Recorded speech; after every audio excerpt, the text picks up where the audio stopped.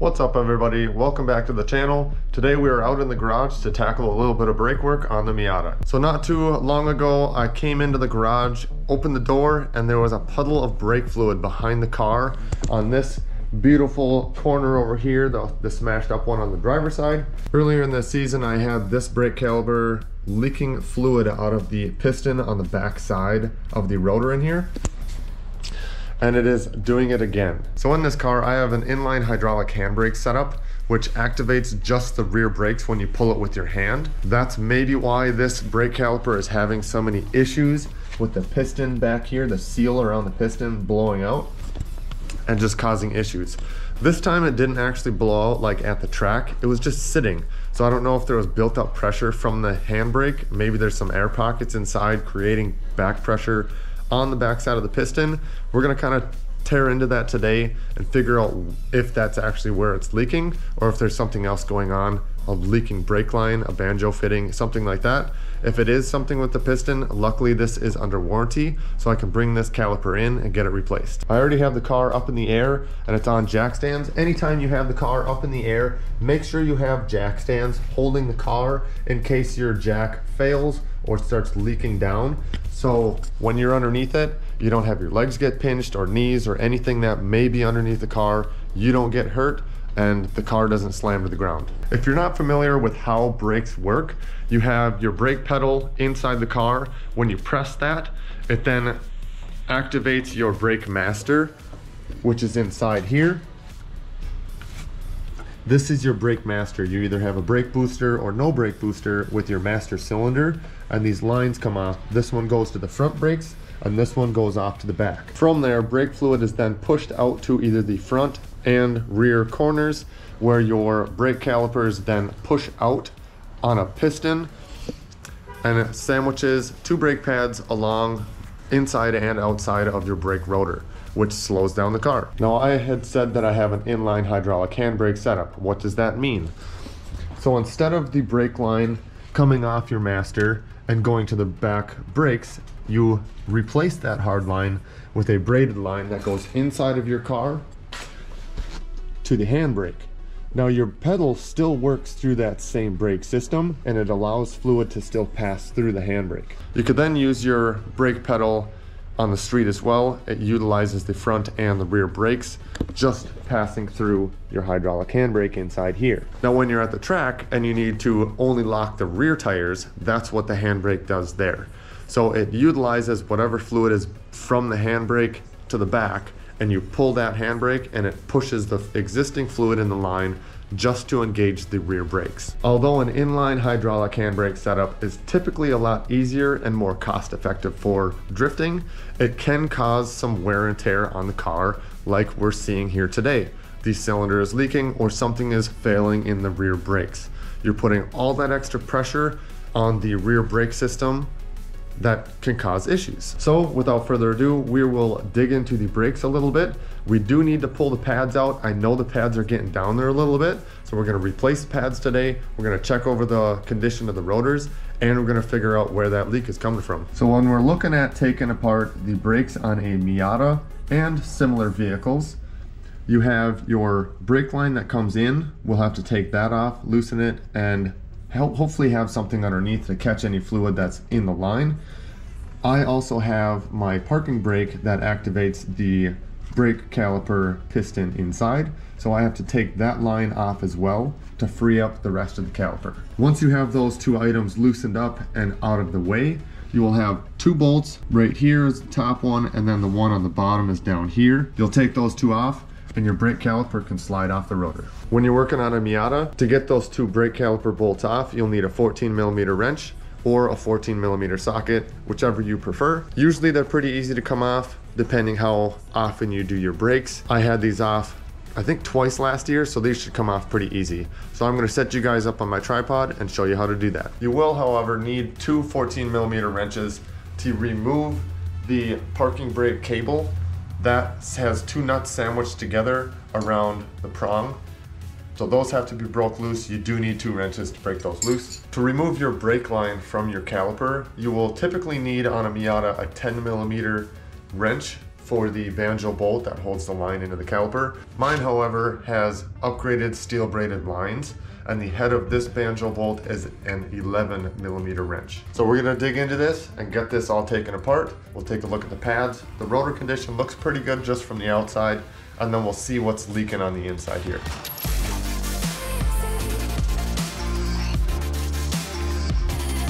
It's also a good idea to have some sort of container that brake fluid can leak into so it's not going all over the floor. I just have an empty oil jug that I'm just gonna slip that into, and if there is anything left in the line, it's gonna go into this jug, not on the floor. It doesn't look like much is gonna drain out of this brake line. I'm pretty sure the majority of the fluid already leaked out from whatever's leaking in the caliper. There's a little bit, but that's just from held in the banjo bolt. But just to be safe, we will just kind of rest that over the jug so it doesn't go all over the floor. There is a little bit leaking out of the caliper, so I'm gonna throw a rag on the floor as well. Now just make sure you keep your banjo bolt free and clear of dirt and debris so it doesn't mess up your threads or have debris in your brake system. Now that we have the emergency brake cable disconnected and the brake line connected, we are gonna take out the two 14mm bolts and pull the caliper off.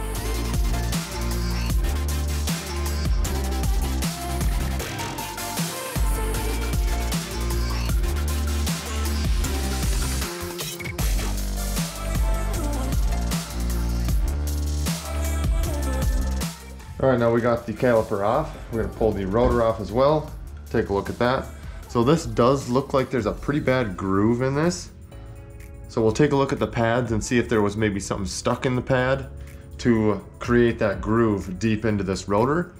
We may look into resurfacing this rotor or potentially getting new ones.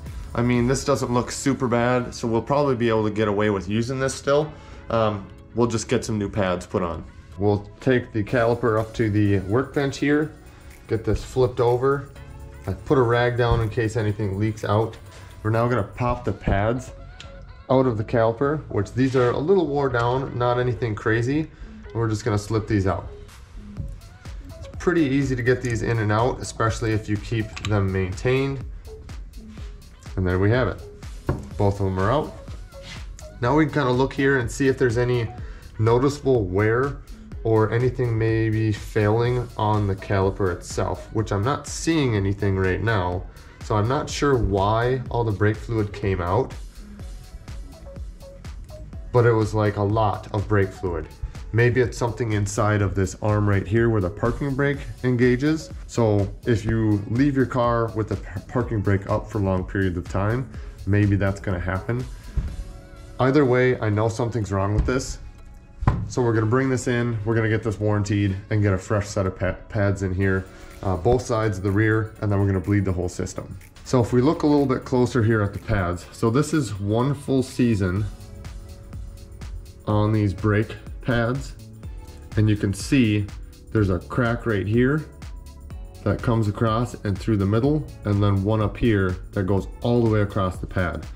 So that could be from excessive use, which you're pulling the handbrake when you're drifting, it gets hot, they could crack when heating up and cooling down. They're not bad, they're still usable, but I'm most likely just gonna get a fresh set in. They're like $65 for a set of Miata rear pads, so we're just gonna get these replaced. There's also a crack on the outer pad as well. When you're looking at pads, make sure you keep an eye out for this little tab. When this tab and the pad is flush together, it's at about the end of your brake pad life. This still has quite a bit. When you start hearing squeaking and squealing from your brakes, typically it's this tab rubbing on your rotor, notifying you that your pads are getting pretty bad. So just doing that one side, not including raising the car up, but to get the brake caliper and the pads and the rotor off of the hub, it only took about 5 minutes to do that. Depending on skill level and style of caliper or car or whatever you may be doing with the brakes, drums typically take a little bit longer. Disc brakes with calipers typically goes a little bit faster. But it only took me about 5 minutes to pull this out of the car, to be able to check the pads and figure out where that leak is coming from. Now that we have the caliper and the brakes off of the car, we're gonna take this caliper that's bad back into the parts store and get it warrantied and get it a new one back on the vehicle. right, while the truck is warming up, I'm going to give O'Reilly's a call just to make sure the brake caliper is in stock and the pads are in stock. It's always a good idea to make sure stuff is available before you make the trip into town to pick stuff up.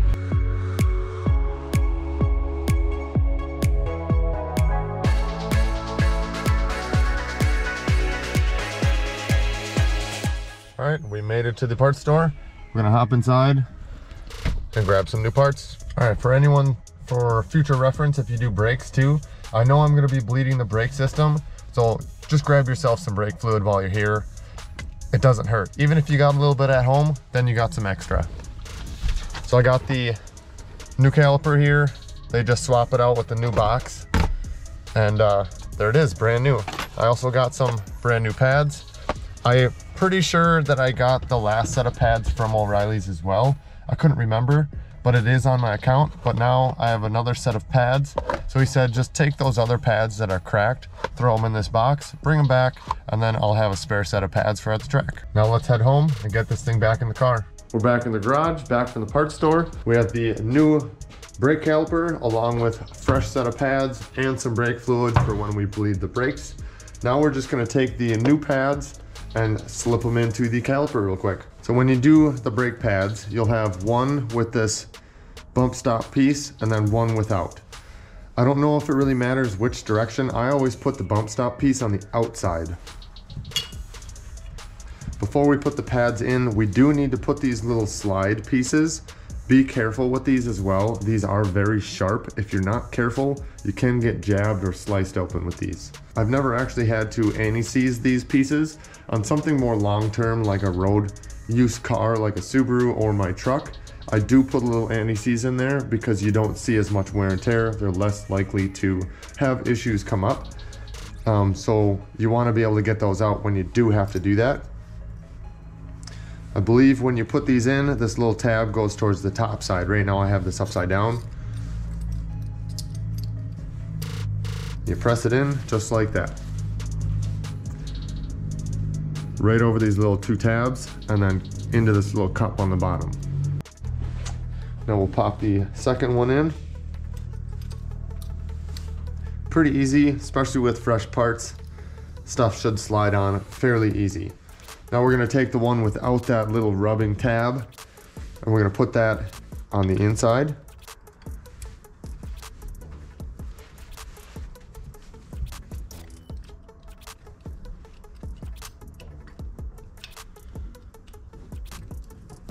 Just like so. Press it up against the piston. Then we're gonna take with the bump stop tab on the outside.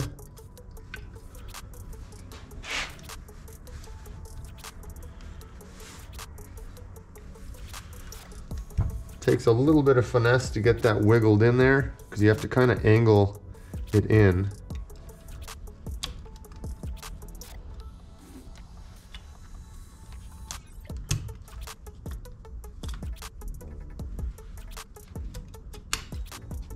And there you have it. Both pads are now in the caliper. Pretty easy. Then we just have to slide this right back over onto the brake rotor and then put those two bolts back into the back side of the caliper and it's almost done. Then you just have to attach your brake line and then the parking brake after that.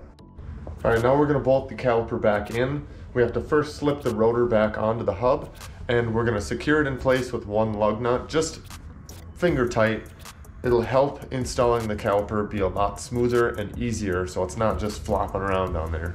I explained a little bit about how the inline hydro works. If you have other questions about how that operates and how to actually use it, drop a comment down below.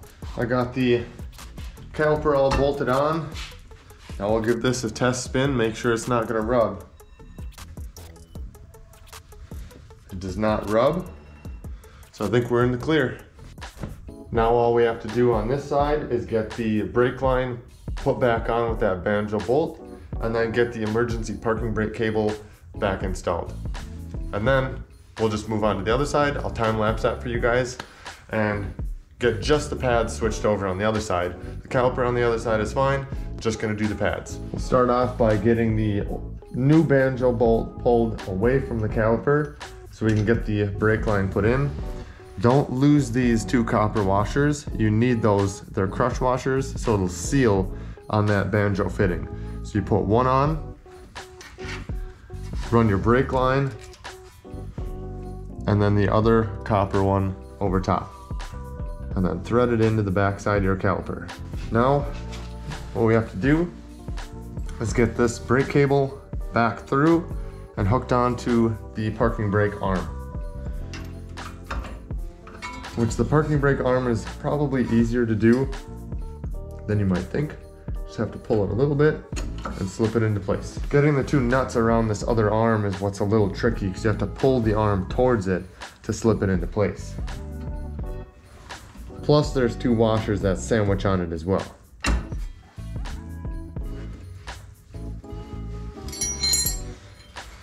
Now that we have that on there, we're just gonna tighten it down.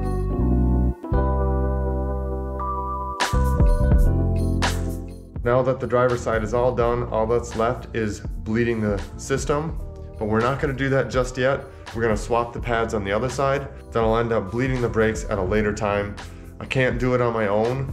With bleeding the pedal and the handbrake, you need 2 people, so one person can be inside pumping the brake and the handbrake while you break the bleeder loose down here. For the passenger side, we are not gonna disconnect the brake line or the emergency cable. All we're gonna do is break it loose so that we can get the old pads swapped out with the new ones.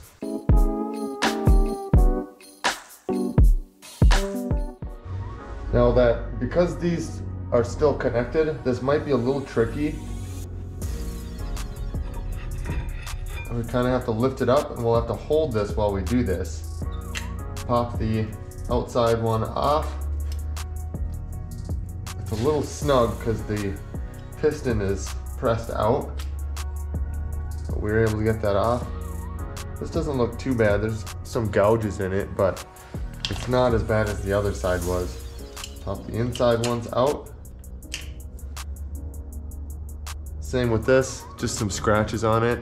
Nothing super crazy. They're actually decent condition compared to the other side. Now, I don't know if I'll be able to push this in just by hand, but it is a small piston. Yeah, I'm not gonna be able to do that. I'm gonna have to grab some sort of clamp to try and push that in so I have enough room for the new pads. Or I might be able to slide it out enough to get those to pinch in there. We'll try it. This side is not cooperating with me compared to the other side. That's how it goes sometimes, especially with brake work. Not my favorite activity. There we go. Maybe it'll fit now.